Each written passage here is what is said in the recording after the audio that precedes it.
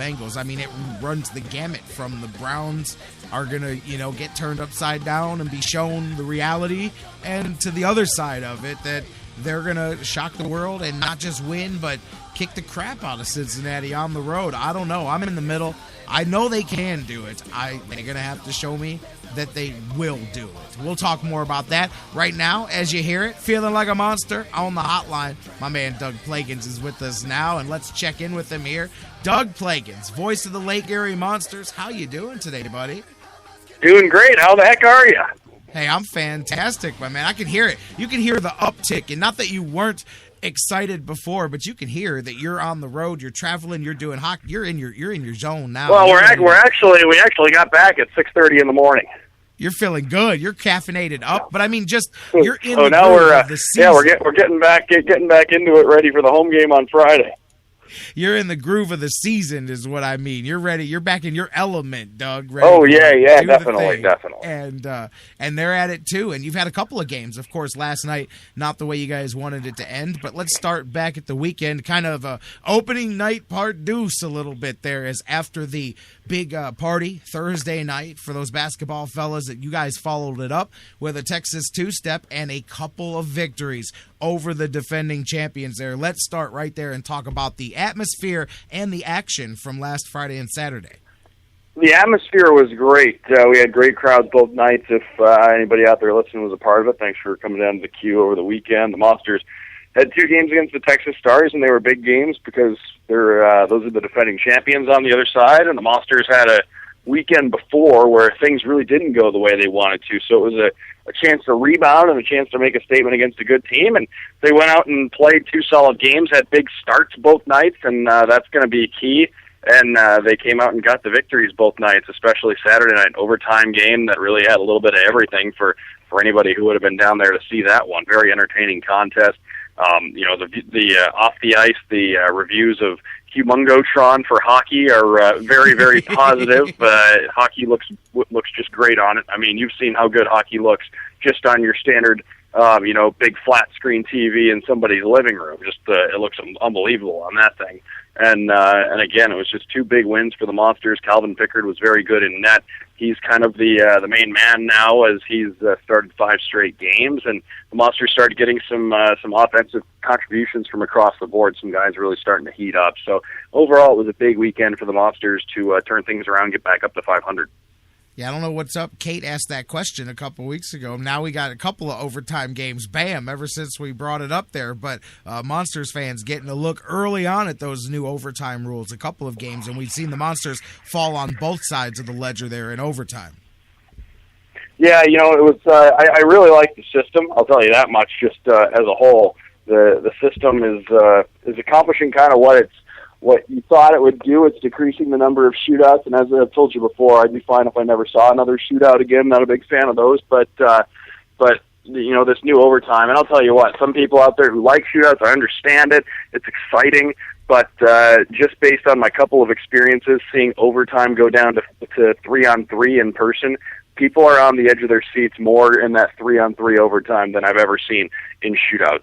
Fans are really liking it. It's really setting in well with everybody.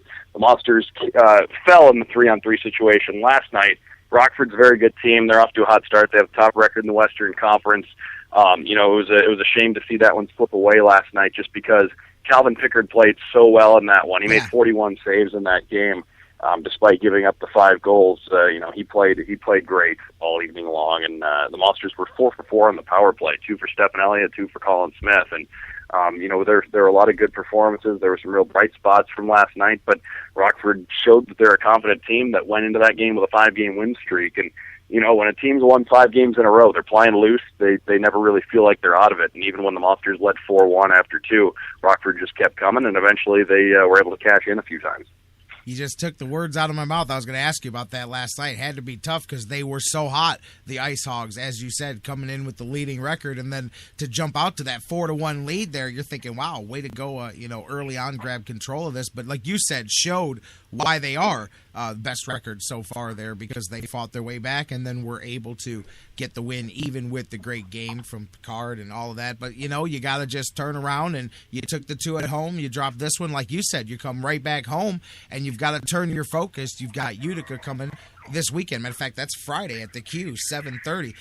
Talking about the Q, you mentioned the Humongotron. All of the aesthetic changes, some of the things that we've talked about on our show about the Cavs and the things that they've done. Some people have seen how some of that affects hockey, but also a few tweaks to the setup there for hockey as well. I know they put in the new glass, the new dasher boards around there, a bit of a fresh look for hockey fans. Plus, like you said, the Humongotron adds a bit of an element to it as well too, but a fresh look there and a bit of a difference all the way around at the Q here.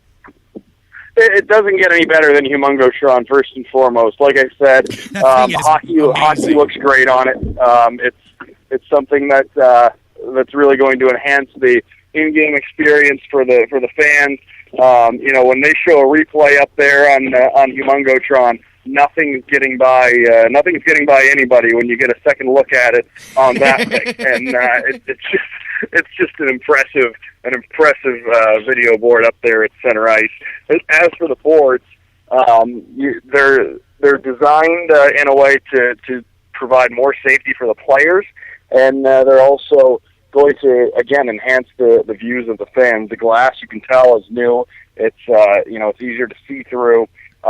It's really just going to be a better situation for everybody.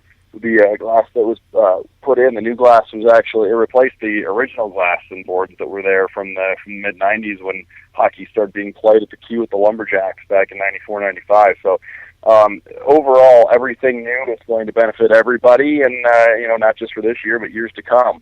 As for the weekend coming up, it doesn't get any easier. It is early in the season, but and the Monsters have a light week schedule-wise, just playing Tuesday and then Friday at home, but playing Rockford on Tuesday, and since they won yesterday, they're now the top team in the Western Conference. They leapfrogged Utica, who comes in on Friday. They're the second-best team in the Western Conference at this very moment. So it is early in the season, but the schedule, even though it's light, is a real test here this week for the Monsters.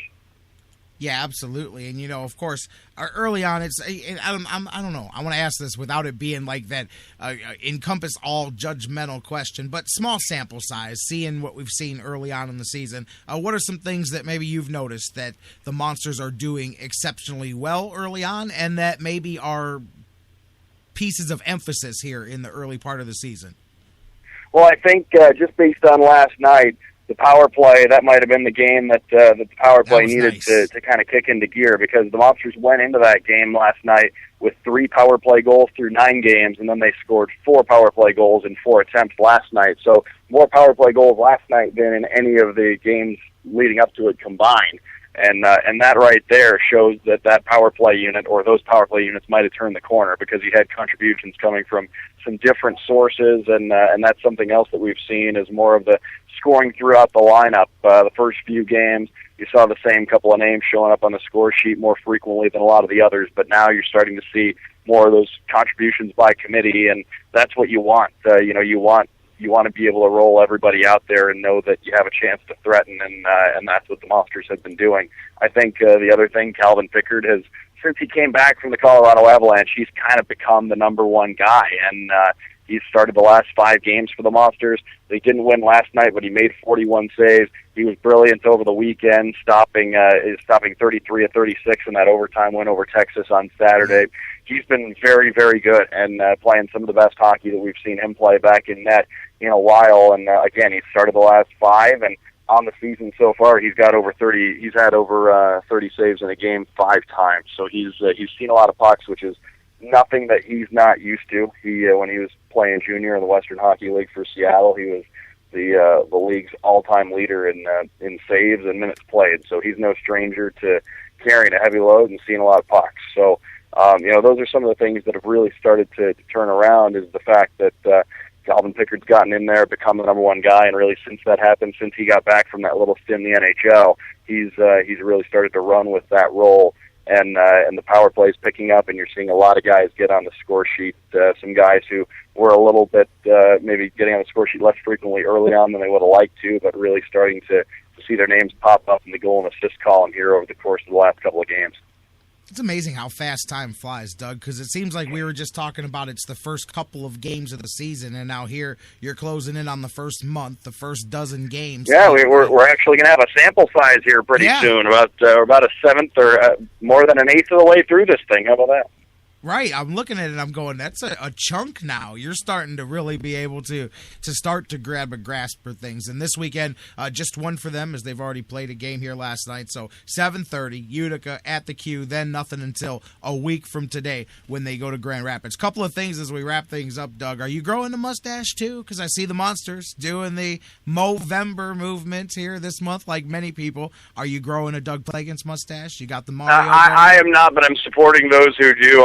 I did the mustache one time, and I was just not a fan of having a mustache, to be honest with you. And but I am supporting the people who do have one. I'm not a my face doesn't really lend itself to a mustache.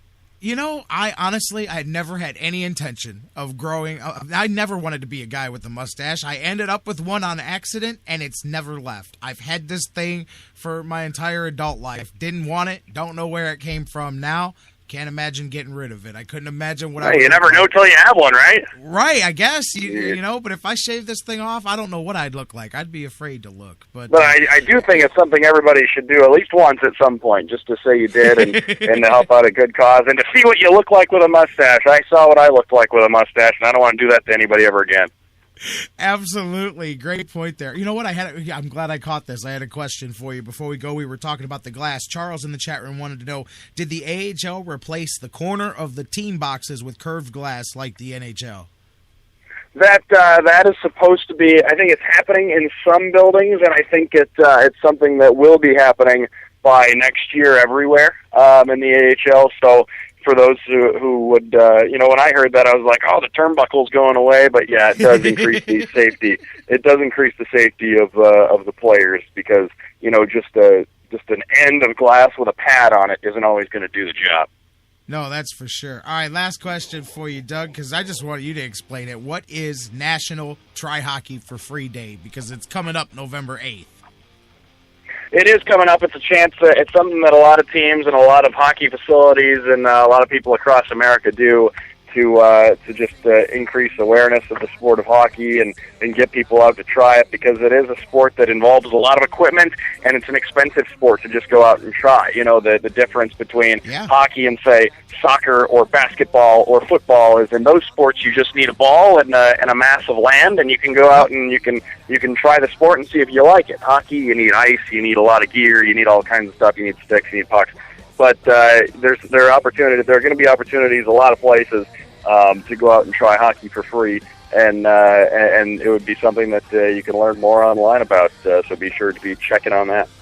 All right, Monsters Utica at the Q Friday at 7:30. Doug will call the action. You and I, we can catch up next Tuesday or whatever works for you, and we'll talk about it and set the stage for next week's Monsters action. Doug.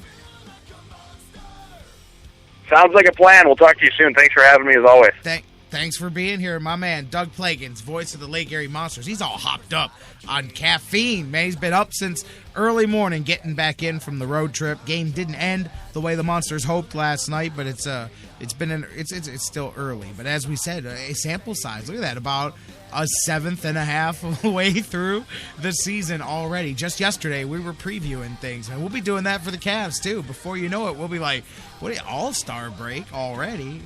That's how it works. Speaking of the Cavs, let's take a break, come right back and talk about them. Last night, tough one. They were the sleepwalking dead in Portland. We'll talk about it with Eddy Jansen from More Than a Fan Cleveland coming up next. Also, don't forget, after that, CSU Vikings men's basketball head coach Gary Waters just about 20 minutes away. We're talking some hoops for the rest of the Sports Fix today. Don't go anywhere. It's a special Hump Day extra loaded edition of The Fix. Coming up next, Talking Cavs with Eddy Jansen of More Than a Fan Cleveland on The Fix. I feel it deep running. It's just beneath the skin. I must confess that I feel like a monster. I hate what I've become. The Sports Fix, your choice for intelligent talk. That was wonderful. Bravo! I loved that. Oh, it was great. Intelligent talk. Well, it was pretty good. Well, it wasn't bad. Well, there were parts of it that weren't very good, It though. could have been a lot better. I didn't really like it. These guys must be on the wrong station. It was pretty terrible. It was bad. It was awful. It was Get terrible. him away! Hey, boo! Boo! The Sports Fix. It's the Sports Fix.